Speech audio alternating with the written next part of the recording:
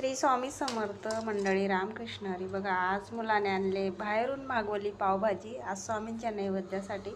आणि आज होता म्हणजे शनिवार होता, खूप कंटाळा आला होता स्वयंपाक करायचा. आणि बघा किती छान अशी तरी, इकडे छान असे पाव आणले.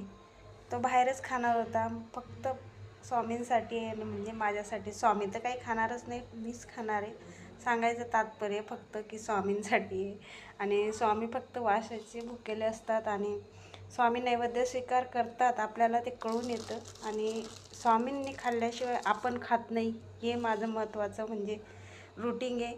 कारण की स्वामी जेव्हा खातात त्यांचं मन शांत होतं, तेव्हा कुठं आपल्या गळ्यात घास म्हणजे गिळल्या जातो, असं माझं सांगायचं. आणि बघा किती छान असं अशी खूप छान तरी आलेली आहे. आणि तिखट तर दिसते पण तोंडाला तर पाणी आलं आहे. सगळ्यात अगोदर महाराजांचा नैवेद्य, मग आपली पेटपूजा. तर कसा वाटला आजचा व्हिडिओ नक्की सांगा. आणि व्हिडिओ आवडला तर लाईक शेअर सबस्क्राईब करायला विसरू नका. तुमचा दिवस आनंदाचा, सुखाचा, ऐश्वर्याचा जाओ ही स्वामींचरणी प्रार्थना. श्री स्वामी समर्थ.